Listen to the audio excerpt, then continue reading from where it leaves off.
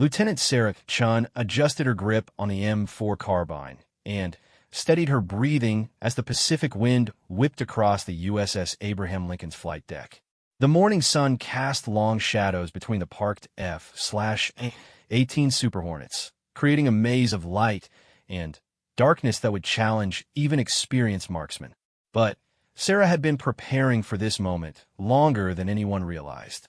"Chun, you're up next," barked Chief Petty Officer Martinez, his weathered face showing the kind of skepticism that had become all too familiar over the past 6 months. "Remember, this isn't flight school anymore. Real naval aviators need to prove they can handle themselves in any situation." Sarah nodded without comment, a habit she developed since reporting to the carrier. Speaking up had only seemed to make things worse, drawing attention to the fact that she was often the only woman in these training exercises. Better to let her actions speak for themselves. The weapons qualification course had been set up along the starboard side of the flight deck, taking advantage of a rare break in flight operations. Targets had been positioned at various distances, some stationary, others rigged to move with the ship's motion and the ocean breeze. It was a challenging course designed to test not just accuracy, but adaptability under real maritime conditions. Sarah had watched the previous shooters struggle with the unconventional setup. The deck's movement, slight but constant, threw off their timing. The wind patterns around the island's superstructure created unpredictable air currents. Most frustrating of all, the noise from nearby aircraft maintenance made it difficult to achieve the mental focus that precise shooting required. Lieutenant Commander Jackson, the squadron's weapons training officer, stood nearby with his clipboard and stopwatch. He'd made his opinions about female naval aviators clear on more than one occasion, though always careful to couch his skepticism in terms of physical standards and unit cohesion. Sarah knew that today's performance would either validate his assumptions or force him to confront them. "Whenever you're ready, Chin," Jackson called out, his tone suggesting he expected this to be a brief demonstration of mediocrity. Sarah approached the firing line and took her position. The familiar weight of the rifle felt comfortable in her hands, triggering muscle memory that went back further than her naval training. Much further. She closed her eyes for just a moment, remembering Sunday mornings on her grandfather's farm in Montana, the old man's patient voice guiding her through the fundamentals of marksmanship. "Breathing is everything, little bird," he used to say, using the nickname that had followed her into her flying career for different reasons. "The rifle is just an extension of your intention. Make your intention clear." Opening her eyes, Sarah surveyed the course one final time. 8 targets at varying distances, from 50 to 200 meters. Some partially concealed behind mock obstacles. 2 rigged to pop up at random intervals. The scoring system would factor in both accuracy and time, with penalties for missed shots that could dramatically affect her overall rating. She raised the rifle and found her sight picture. The first target, a standard silhouette at 75 meters, centered in her view. The ship's gentle roll became part of her rhythm as she waited for the natural pause between swells. Her finger found the trigger's sweet spot, that perfect balance point where the slightest pressure would release the shot.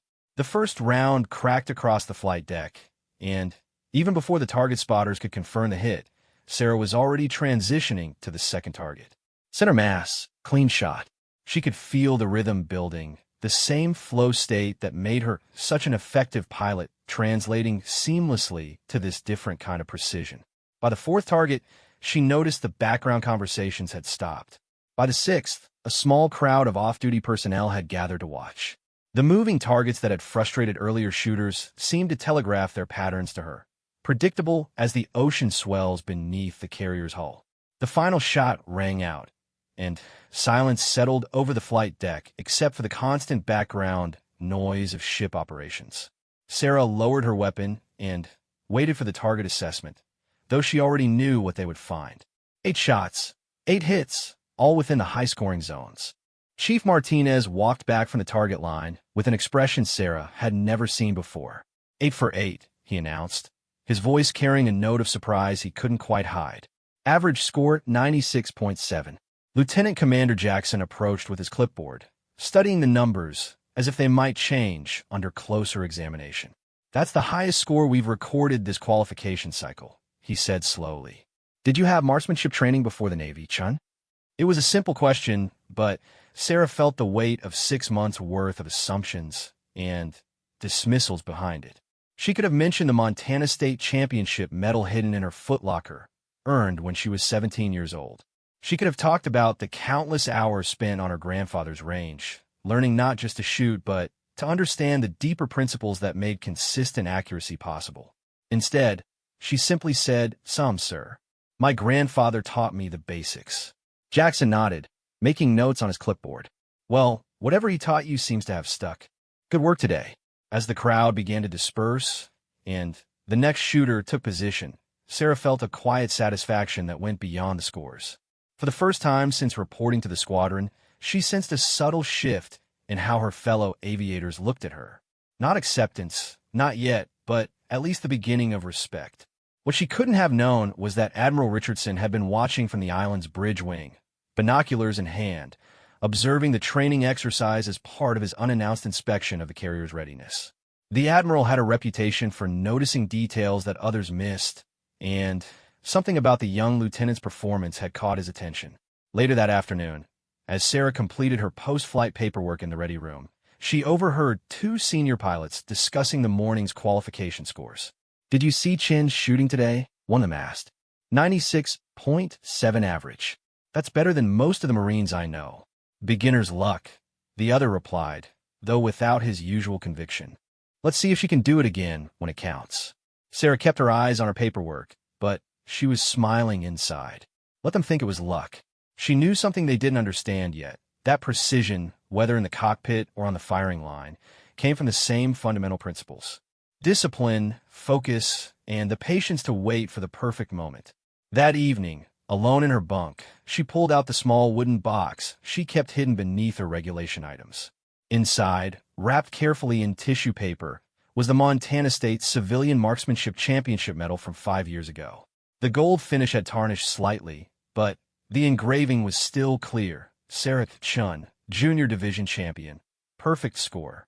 She'd earned that medal shooting against competition that included former military snipers and law enforcement officers, beating shooters twice her age with decades of experience.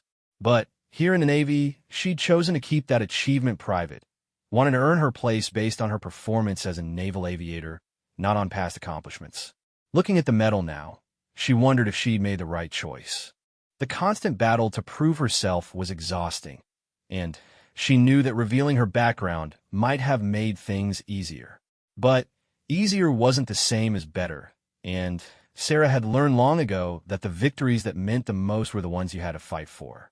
Tomorrow would bring new challenges, new opportunities to demonstrate her capabilities. The weapons qualification was just one test among many, but it felt like a turning point. For the first time since arriving on the carrier, she felt like she was being seen for her abilities rather than her differences. What she didn't know was that Admiral Richardson had already made a note in his daily report about the exceptional marksmanship performance he'd observed during his inspection. The Admiral believed in recognizing talent wherever he found it, and something told him that Lieutenant Chin's story was far from over. As Sarah drifted off to sleep, lulled by the familiar vibrations of the ship's engines, she dreamed of Montana mornings and her grandfather's voice, carrying across the years with the same steady wisdom that had guided her this far. Make your intention clear, little bird. Everything else will follow. The next morning would bring new challenges, but for now, she rested in the satisfaction of a job well done and the growing sense that her time for recognition was finally approaching. 3 days after the weapons qualification, Sarah was running her pre-flight inspection on her F divided by a -18F Super Hornet when Lieutenant Rodriguez approached with an unusual expression. Rodriguez was one of the few pilots who had treated her with consistent professional respect, though he'd never gone out of his way to be friendly. "Chun, did you hear about the Admiral's inspection report?" he asked, checking around to make sure they weren't overheard. Sarah looked up from checking her aircraft's external pylons. "No, what about it?" "Apparently Richardson specifically mentioned your shooting performance. Word is he's asking questions about your background." Rodriguez paused, studying her face. "You might want to be prepared for some additional attention." Before Sarah could respond, the hangar bay's announcement system crackled to life. "Lieutenant Chun, report to the squadron commander's office immediately." Rodriguez raised his eyebrows. "Speak of the devil. Good luck in there. Sarah made her way through the carrier's maze-like corridors, her mind racing through possible explanations for the summons. Commander Peterson ran a tight squadron, but he'd rarely spoken directly to her beyond routine operational matters. She'd assumed that as long as she performed her duties competently and avoided causing problems, she would remain largely invisible to senior leadership. The squadron commander's office was located in a quieter section of the ship, away from the constant noise of flight operations. Sarah knocked on the door frame and waited for permission to enter. "Come in, Chun," Commander Peterson called out. "Take a seat." The office was small, but efficiently organized, with naval aviation photographs covering one wall and a large chart showing the carrier strike group's current position on another. Peterson was reviewing a folder that Sarah suspected contained her personnel file. "Lieutenant, I'll get straight to the point," Peterson began, looking up from the documents. "Admiral Richardson was impressed by your performance during the weapons qualification exercise. Impressed enough that he's requested additional information about your background and training." Sarah maintained her composure, though her pulse quickened. "I'm glad the Admiral found my performance satisfactory, sir." Peterson leaned back in his chair. "Satisfactory is an understatement. According to the report I received, your scores were exceptional. The kind of exceptional that raises questions about prior training and experience." There was a pause as the commander waited for Sarah to elaborate. When she remained silent, he continued, "Chun, I'm going to ask you directly. Do you have marksmanship experience beyond what's listed in your service record?" Sarah faced a decision point she'd been dreading since joining the squadron. She could continue to minimize her background, or she could be honest about skills that might change how others perceived her. The choice felt significant in ways that went beyond a simple question about shooting. "Yes, sir," she said finally. "I have extensive civilian marksmanship experience. I competed at state and regional levels before joining the Navy." Peterson made a note in her file. "What level of competition are we talking about?" "I won the Montana State Civilian Championship in a junior division when I was 17. I also placed in several regional competitions against adult competitors, including former military and law enforcement personnel." The commander's expression shifted as he absorbed this information. "That's quite an achievement. Why wasn't this included in your initial squadron briefing?" Sarah chose her words carefully. "I wanted to be evaluated based on my performance as a naval aviator, sir. I didn't want past achievements to create expectations or assumptions about my current capabilities." Peterson nodded slowly. "I can understand that motivation, Lieutenant. However, the Navy values comprehensive understanding of our personnel's capabilities, especially when those capabilities might be relevant to mission requirements." "Yes, sir. I should have been more forthcoming. The reason I'm bringing this up," Peterson continued, "is that we've received an unusual request. Admiral Richardson is organizing an inter-service marksmanship competition as part of a multi-carrier exercise next month.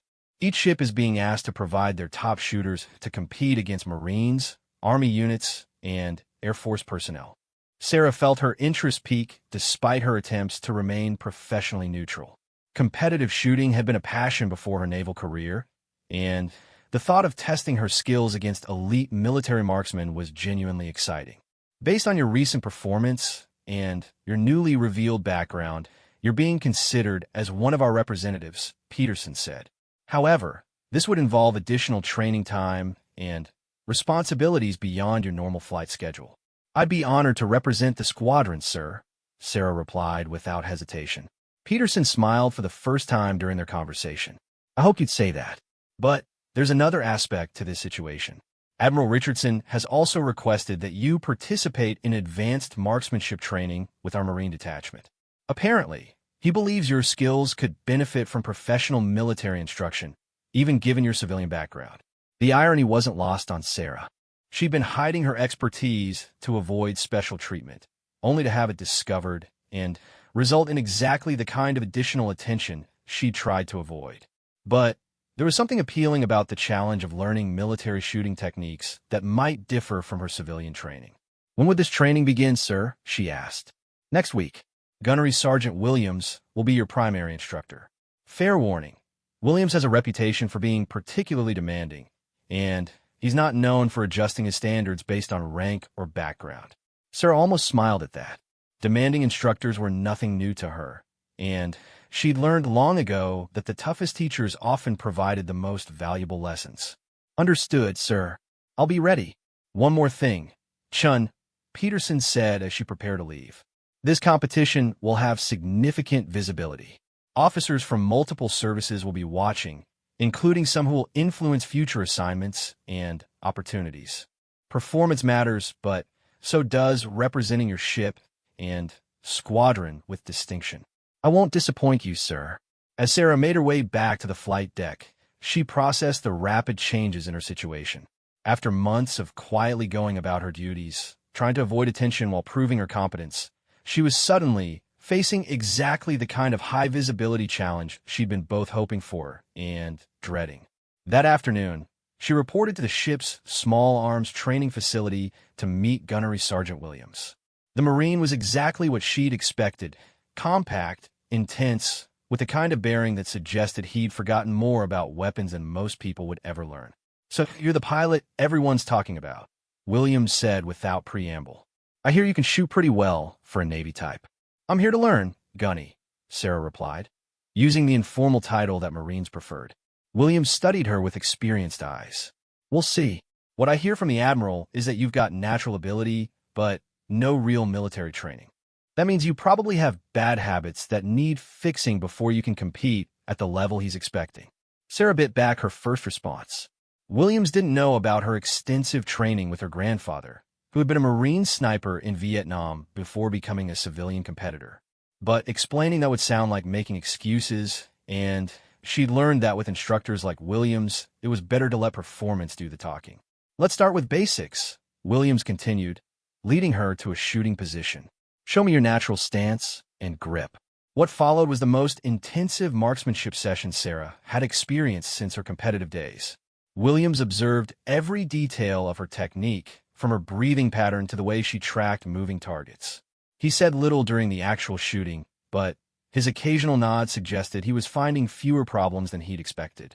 "Interesting," he said finally, after watching her complete a series of challenging drills. "You've got some unconventional techniques, but your fundamentals are solid. Better than solid, actually." "Thank you, Gunny."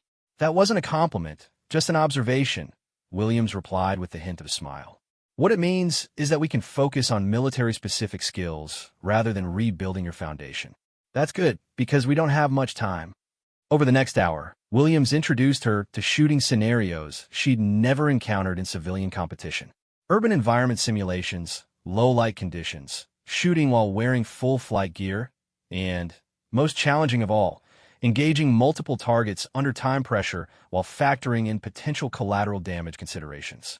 "Civilian shooting is about precision," Williams explained during a break. "Military shooting is about effective precision under impossible conditions while making life and death decisions in seconds. The Admiral thinks you might have what it takes to handle both." As the session concluded, Sarah felt the familiar satisfaction of being challenged at the edge of her abilities. Williams had pushed her to adapt techniques she'd practiced for years, forcing her to think about marksmanship in new ways. "We'll meet every day for the next 2 weeks," Williams said as they secured the weapons. "After that, you'll either be ready for this competition, or we'll know you're not cut out for military-level shooting." "I'll be ready, Gunny," Sarah said with quiet confidence. Williams studied her for a moment. "You know, most people would be nervous about competing against Force Recon Marines and Army snipers. You seem almost excited about it." Sarah considered her response. "Competition makes me better, regardless of who I'm competing against. The stronger the competition, the better I become." "Good answer," Williams said. "See you tomorrow at 0600. That evening, as Sarah updated her flight log and prepared for the next day's missions, she reflected on how quickly her situation had changed. A single morning's weapons qualification had led to recognition, additional responsibility, and now preparation for a competition that could significantly impact her naval career. She pulled out the hidden medal one more time, studying the inscription that had meant so much to her 5 years ago. Tomorrow, she would begin training that might finally allow her to integrate her civilian achievements with her military service, creating something stronger than either could be alone. The ship's gentle motion and the distant sound of flight operations provided a familiar backdrop as she prepared for sleep, knowing that the next few weeks would test not just her shooting abilities, but her capacity to perform under the kind of pressure that could define the rest of her career. 2 weeks into her intensive training with Gunnery Sergeant Williams, Sarah was discovering that military marksmanship demanded skills she'd never developed as a civilian competitor. The morning session had focused on shooting while wearing full flight gear, including helmet, survival vest, and oxygen mask connections that altered her normal shooting position in subtle but significant ways. The competition scenarios will include situations where you might need to defend yourself or others while in flight configuration, Williams explained as they prepared for another drill. Your civilian training won't help much when you're trying to aim around a survival radio and emergency beacon. Sarah adjusted her stance, trying to find a comfortable sight picture despite the bulk of her equipment. The familiar balance point of her rifle felt different when she couldn't achieve her normal cheek weld, and the additional weight threw off the muscle memory she developed over years of practice. "This is harder than I expected," she admitted after several rounds went wide of her intended point of impact. "Good," Williams replied. "Easy training doesn't prepare you for difficult situations. The Marines and Army shooters you'll be competing against train in full combat gear regularly. If you want to match their performance, you need to be equally comfortable with equipment interference." The training had evolved far beyond basic marksmanship over the past 2 weeks. Williams had introduced her to combat shooting scenarios that required split-second decisions about target identification, shoot-no-shoot situations with civilian populations, and the kind of rapid engagement sequences that might occur during combat search and rescue operations. Each drill revealed new layers of complexity she'd never encountered in civilian competition. Shooting accurately was only the beginning.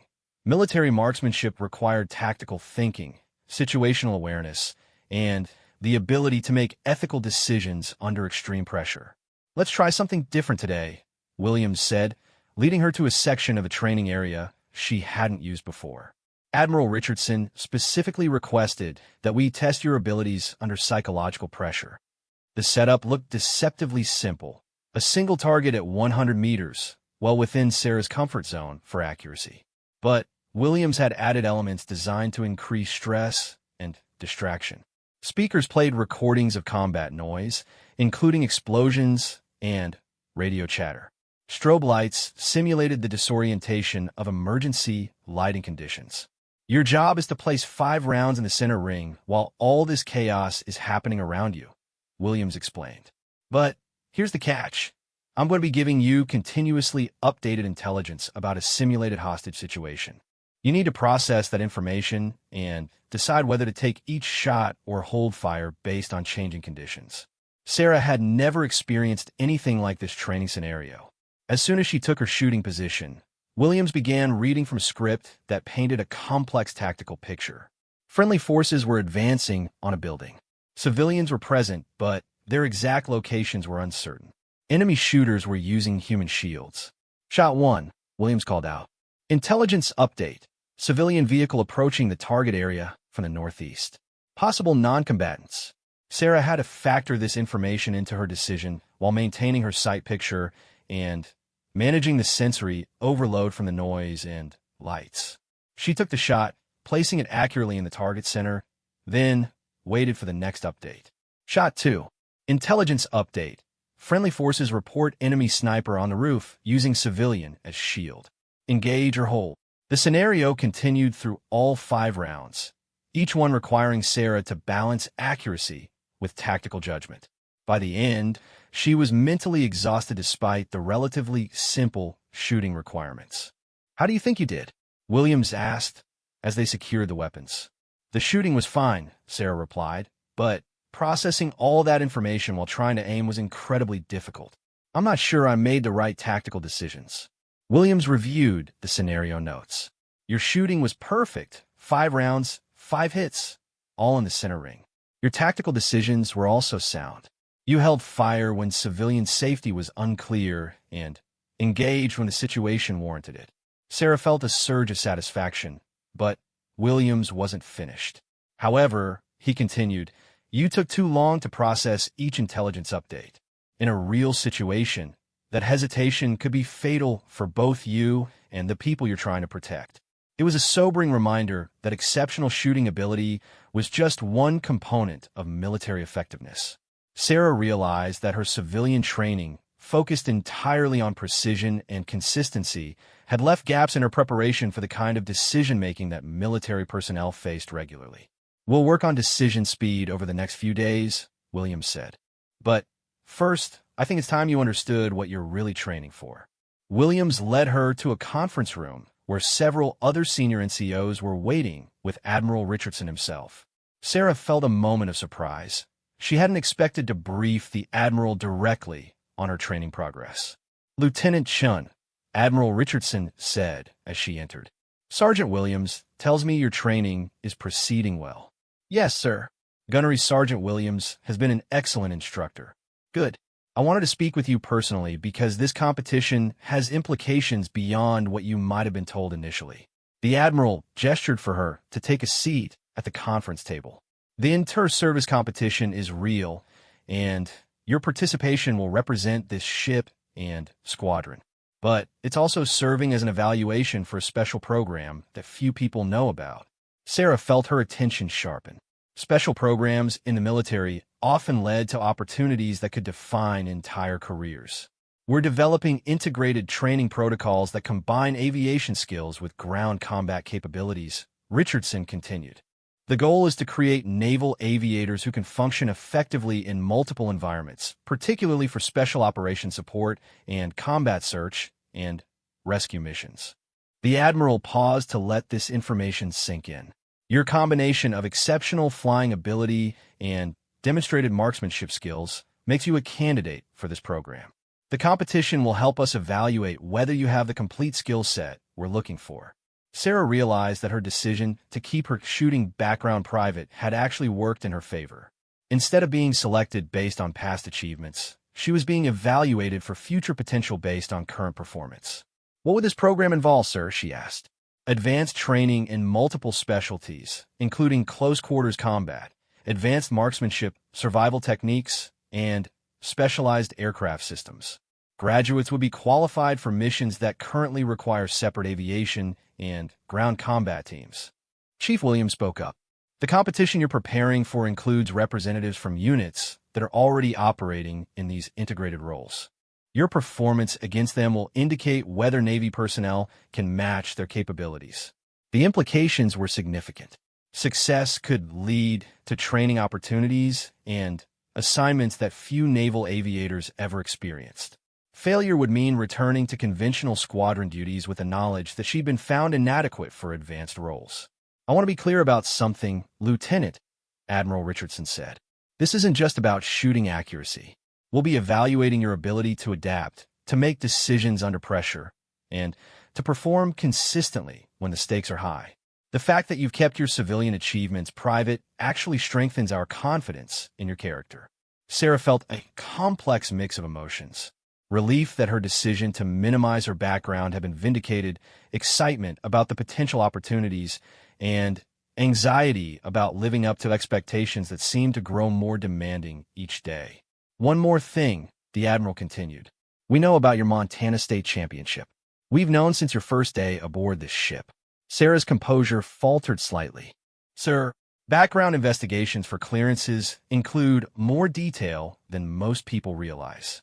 We've been aware of your competitive shooting history throughout your service. The question was whether you would demonstrate those skills when it mattered, or whether they were just something from your past." The revelation restructured everything Sarah had believed about her situation. Her careful strategy of proving herself through current performance had been unnecessary, but perhaps not counterproductive. "Why didn't anyone tell me this earlier?" she asked. Williams answered, "Because natural ability and past achievements don't predict performance under military stress. We needed to see how you'd handle real pressure, real responsibility, and real consequences." "And now?" Sarah asked. Admiral Richardson smiled. "Now we know you can shoot exceptionally well under observation, adapt to new training requirements, and maintain your composure when facing unexpected challenges."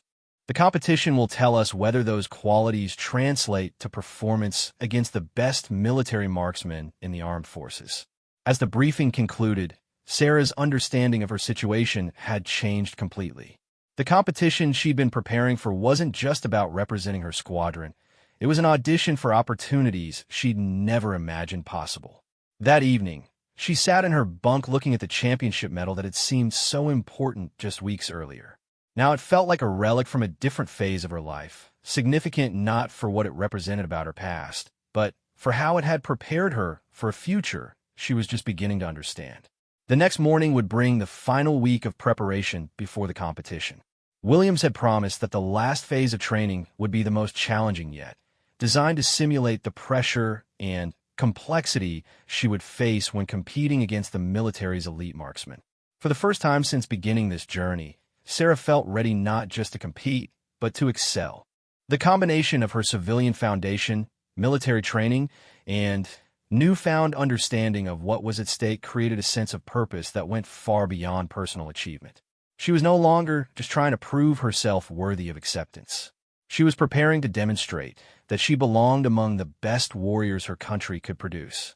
The morning of the inter-service marksmanship competition dawned clear and calm, with the Pacific Ocean stretching endlessly toward the horizon. Sarah stood on the flight deck of the USS Ronald Reagan, the host carrier for the exercise, watching as personnel from multiple ships and units prepared the elaborate competition courses that had been constructed across the vessel's massive deck.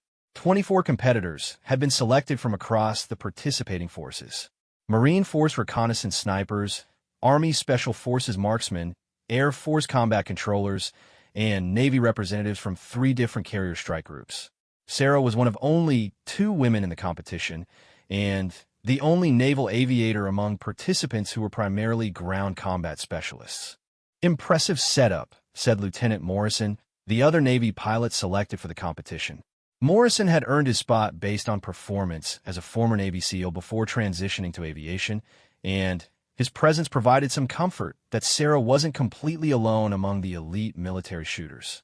The competition would unfold over 3 days, with increasingly complex scenarios designed to test not just marksmanship, but tactical thinking, adaptability, and performance under pressure. Day 1 focused on precision shooting at various distances and conditions. Day 2 would involve combat scenarios with moving targets and time pressure. Day 3 was described only as integrated challenges that would test every skill the competitors possessed. Admiral Richardson approached the assembled competitors as they completed their equipment inspections. "Ladies and gentlemen, welcome to what we believe will be the most comprehensive test of military marksmanship capabilities ever conducted. You represent the finest shooters from each service, and your performance over the next 3 days will help shape future training protocols and operational procedures." Sarah felt the weight of expectation as she looked around at her fellow competitors. Many of them had reputations that preceded them, decorated combat veterans with years of experience in the world's most demanding environments.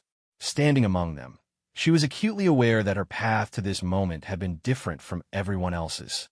"The first day will consist of 5 stages," Admiral Richardson continued.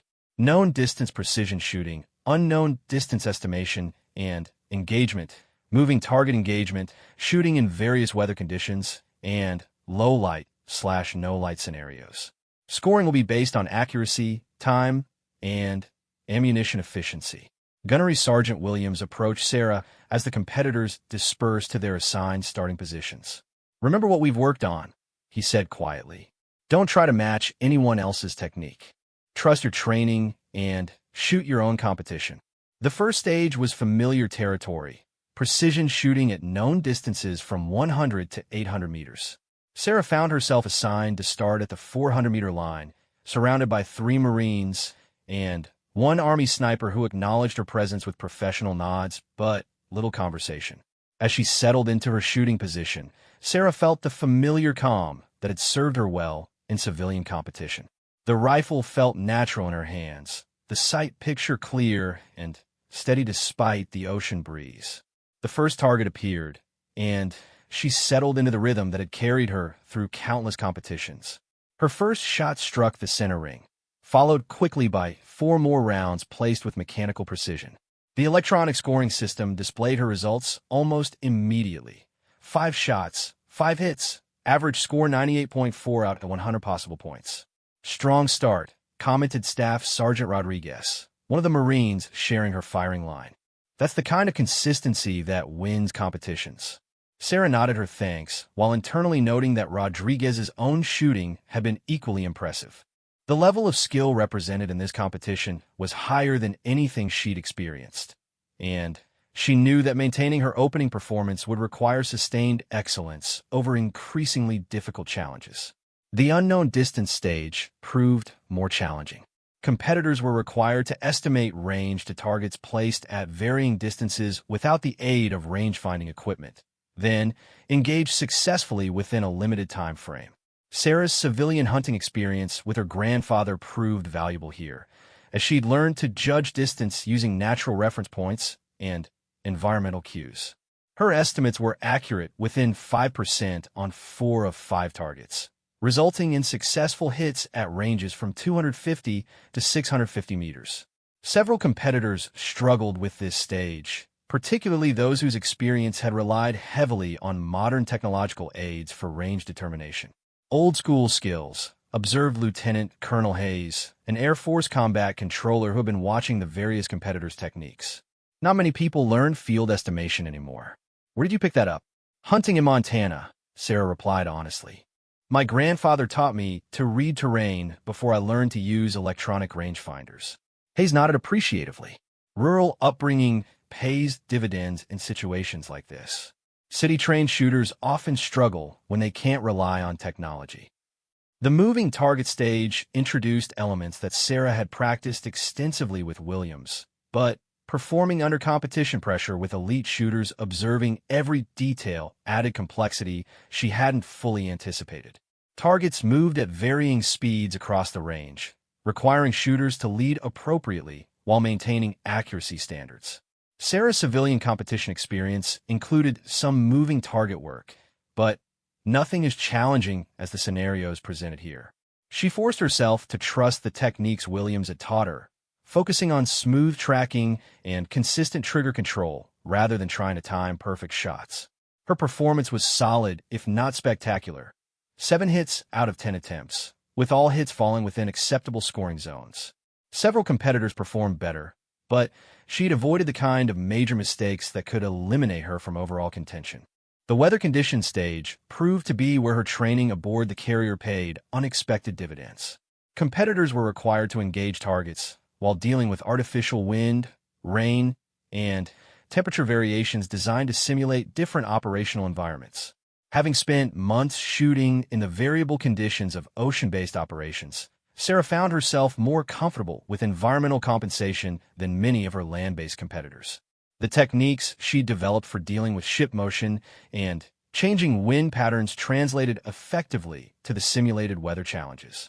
Her scores in this stage placed her in the top 5 overall, earning nods of recognition from competitors who had initially viewed her as potentially out of her depth in this company. The final stage of Day 1 was conducted after sunset, using night vision equipment and low-light conditions that most civilian shooters never experienced. This was where Sarah's recent training with Williams became crucial, as she'd spent considerable time learning to shoot effectively with the sensory limitations imposed by night vision devices. The targets were barely visible even with electronic enhancement, requiring shooters to use sound cues and muzzle flash signatures to locate and engage effectively. Sarah found herself drawing on techniques Williams had taught her about patient target acquisition and controlled breathing in stressful conditions. Her night shooting performance was among the strongest of the day, placing her 4th overall in the stage standings and 3rd in cumulative scoring after Day 1. As competitors secured their equipment and prepared for evening briefings, Sarah felt cautiously optimistic about her position. Solid day, Morrison commented as they walked back toward the ship's interior. You're right in the hunt with some very experienced shooters. Day 1 was the easy part, Sarah replied. Tomorrow's scenarios will separate the specialists from the generalists. That evening, Admiral Richardson conducted individual debriefings with each competitor, reviewing performance and discussing areas for improvement. When Sarah's turn came, she found herself facing not just the Admiral but also Colonel Stewart, a Marine officer she didn't recognize. Lieutenant Shun, Admiral Richardson began, your Day 1 performance exceeded expectations. You're currently ranked 3rd overall, ahead of several shooters with significantly more combat experience. Thank you, sir. I'm pleased with today's results, but I know tomorrow will be more challenging. Colonel Stewart spoke for the first time. Lieutenant, I've been observing your technique throughout the day. Your fundamentals are exceptional, and your adaptation to military-specific requirements has been impressive. Can you tell me about your preparation strategy? Sarah outlined her training with Williams, emphasizing how military techniques had built upon her civilian foundation rather than replacing it. She was careful to credit Williams's instruction while acknowledging areas where she felt continued improvement was needed. The scenarios tomorrow will test skills that can't be developed quickly, Stewart continued. Combat simulation, tactical decision-making, and performance under simulated life and death pressure. Your marksmanship abilities are clearly established. The question is whether you can maintain those abilities while dealing with the kind of stress that ground combat personnel face regularly. Admiral Richardson concluded the briefing with a reminder that carried weight beyond simple encouragement. Tomorrow's performance will determine who advances to Day 3.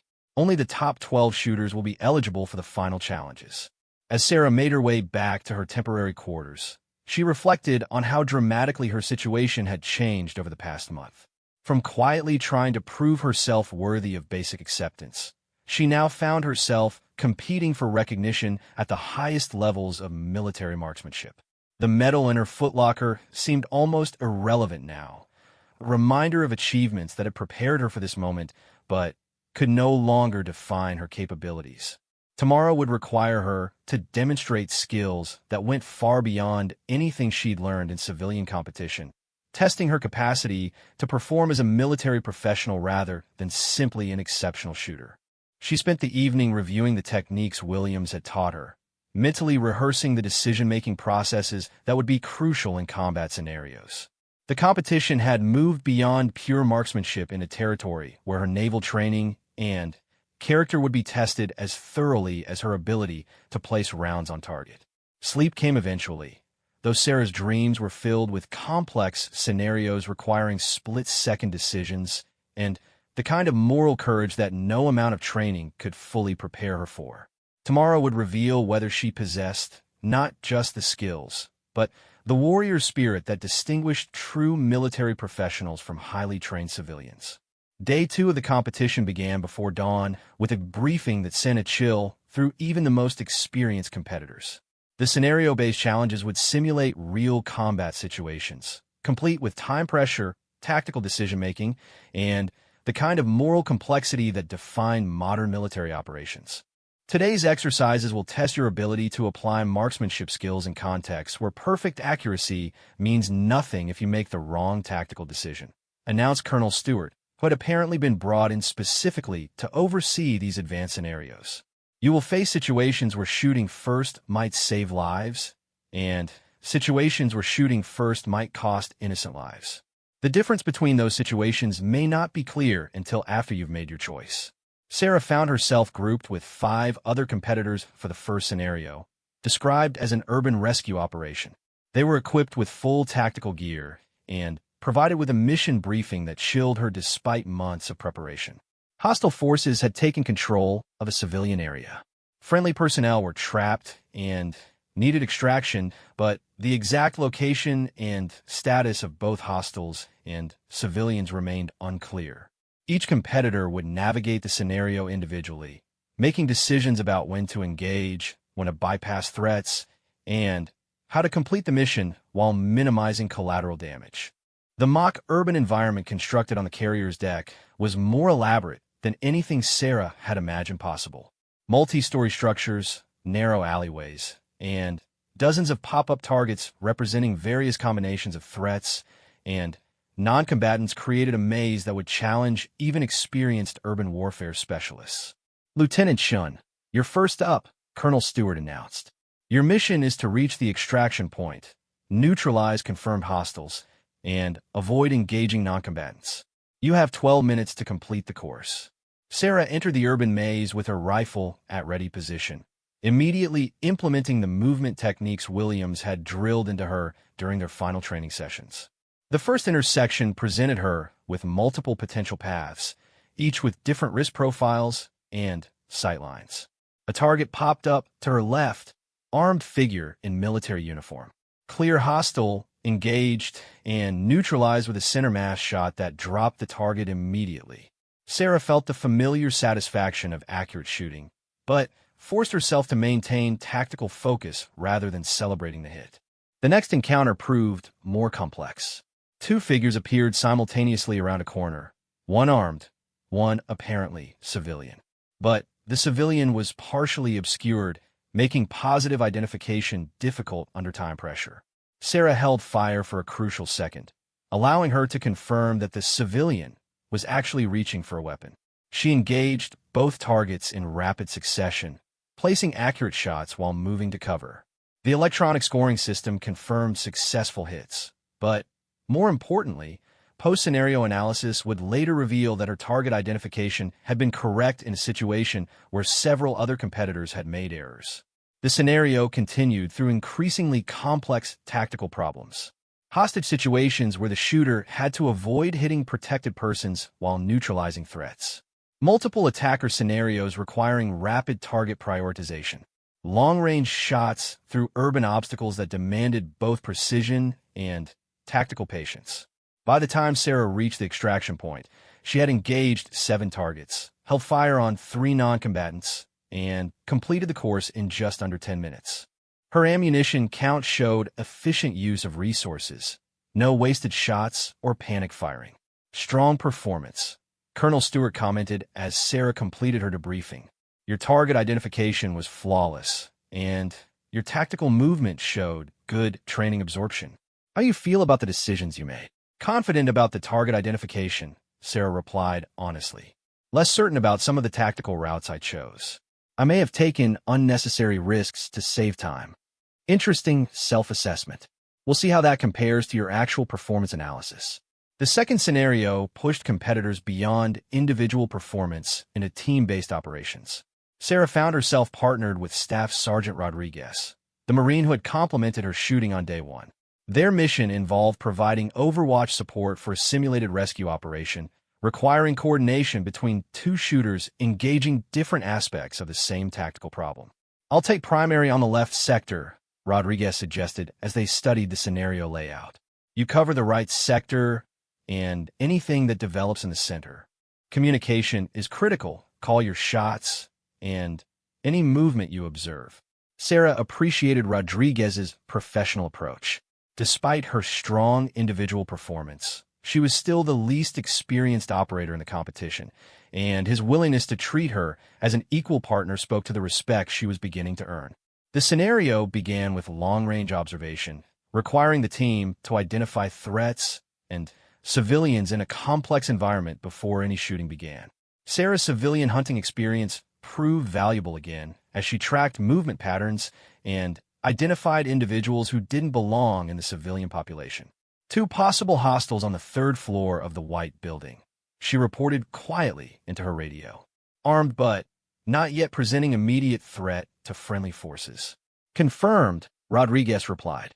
3 additional contacts moving between buildings on the left side. Assessing threat level. When the engagement phase began, Sarah found herself dealing with the most challenging shooting of the competition. Targets at 300+ meters, partially concealed, requiring precise shot placement to avoid hitting protected persons nearby. The kind of shooting that demanded not just accuracy, but absolute confidence in every trigger pull. Her first shot took down a hostile who had been preparing to fire on the rescue team. The second eliminated a sniper who had been concealed in a building that appeared empty. Each shot required careful consideration of angles, background hazards, and the potential for unintended consequences. Excellent shooting, Rodriguez reported as the scenario concluded. Your target selection was perfect, and those were some of the most difficult shots I've seen anyone make under pressure. As day 2 concluded, Sarah learned that she had advanced to day 3 along with 11 other competitors. Her combined scores from 2 days of competition placed her 5th overall, ahead of several highly decorated combat veterans, and within striking distance of an overall podium finish. That evening's briefing revealed what the final day would entail. A single, comprehensive scenario that would test every skill the competition had evaluated, culminating in what Admiral Richardson described as the most realistic combat simulation we can create outside of actual warfare. Tomorrow's exercise will be conducted in teams, Colonel Stewart explained. You'll be assigned mixed service groups and tasked with completing a multi-phase mission that requires airborne insertion, ground movement, target elimination, and extraction under fire. Individual performance will be evaluated, but mission success will depend on team effectiveness. Sarah found herself assigned to a 4-person team that included Morrison, her fellow Navy pilot, along with a Marine sniper named Corporal Jackson and an Army Special Forces medic, Sergeant First Class Williams, coincidentally sharing a name with her training instructor, but possessing an entirely different specialty. The team composition was clearly intentional. 2 aviation-trained personnel with different ground combat capabilities, paired with specialists whose primary experience was surface-based operations. The mission would require everyone to perform outside their primary specialties while contributing their unique skills to overall success. Tomorrow will determine final rankings, Admiral Richardson announced as the briefing concluded. But more importantly, it will demonstrate whether we can successfully integrate personnel from different services and specialties into effective combined operations teams. The final morning arrived gray and windy, with weather conditions that would challenge both aviation and ground operations. Sarah's team received their mission briefing in a secure compartment that had been converted into a tactical operations center. Their objective was ambitious and complex: conduct reconnaissance on a simulated enemy facility, eliminate specific high-value targets, extract intelligence materials, and escape without detection. The scenario would require helicopter insertion, several hours of ground operations, and extraction under potentially hostile conditions. What made the mission particularly challenging was that it would be conducted against an opposing force of experienced personnel from units not participating in the competition. Real opponents with their own training and tactical capabilities, making the exercise as close to actual combat as simulation could achieve. "This is what we've been preparing for," Morrison said as they conducted final equipment checks. "All the individual marksmanship skills matter, but success depends on how well we function as a unit." Sarah found herself designated as the team's primary marksman, responsible for long-range target elimination while the others handled close-quarters combat and mission-specific tasks. It was a role that would showcase her shooting abilities while requiring her to support team objectives rather than individual performance goals. The helicopter insertion went smoothly despite challenging weather conditions, demonstrating that her aviation background provided advantages in understanding and adapting to aerial operations that her ground-based teammates didn't fully appreciate. Once on the ground, the team moved through terrain that tested every skill they possessed. Sarah's shooting was called upon multiple times, each engagement requiring instant decision-making and perfect accuracy under conditions that civilian competition had never prepared her for. The critical moment came during the intelligence extraction phase. Enemy forces had discovered their presence and were converging on the team's location. Sarah found herself in an elevated position, providing overwatch while her teammates completed their mission objectives below. 3 hostile contacts approached the building where her team was operating. Long-range shots, difficult angles, time pressure, and the absolute requirement that every shot be immediately effective because missed shots would compromise her teammates' safety. Sarah's first shot dropped the lead hostile at 450 meters, a clean hit that neutralized the immediate threat. The second took longer to develop as the remaining targets sought cover, requiring patient stalking and a shot through a narrow gap between obstacles. Her final shot of the competition was the most important. A hostile had flanked around behind her teammate's position and was preparing to engage them from close range. Sarah had seconds to acquire and neutralize the threat without hitting friendly forces operating in the same area.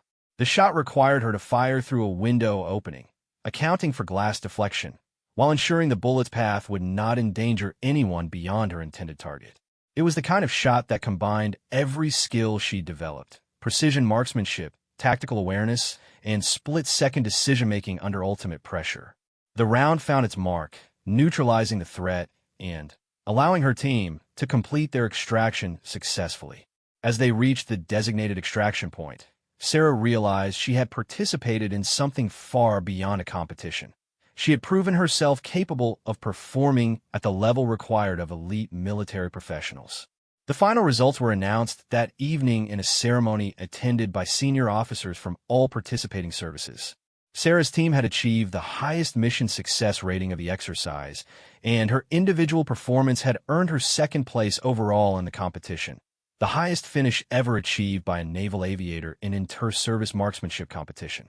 But the real recognition came in a private conversation with Admiral Richardson after the ceremony concluded. "Lieutenant Sean," he said, "your performance over the past 3 days has confirmed what we hoped we might find, that exceptional individuals can excel across multiple military specialties when properly trained and challenged." "Thank you, sir. This has been the most challenging and rewarding experience of my naval career." "It's also been a selection process," Richardson continued. "Based on your performance, you're being offered a position in the advanced training program we discussed. If you accept, you'll spend the next 18 months developing capabilities that will make you qualified for missions that currently don't exist." Sarah realized she was being offered the opportunity to help define the future of military operations rather than simply participating in existing programs. It was recognition that went far beyond anything she had imagined possible when she first stepped aboard a carrier with her hidden medal and quiet determination to prove herself. "I accept, sir," she said without hesitation. That night, as she packed her gear for transfer to the new training command, Sarah pulled out her Montana State Championship medal one final time. Looking at it now, she understood that it had never been about the medal itself, but about the journey it had started, a path that had led from a grandfather's farm in Montana to recognition as one of the military's most promising multi-role operators. The medal went back into her storage, no longer hidden, but no longer defining her either. Tomorrow would begin a new phase of her career, one that would be measured not by past achievements, but by future contributions to her country's defense capabilities. She was no longer the pilot trying to prove she belonged. She had become a warrior whose potential was limited only by the challenges she was willing to accept and the excellence she was determined to achieve.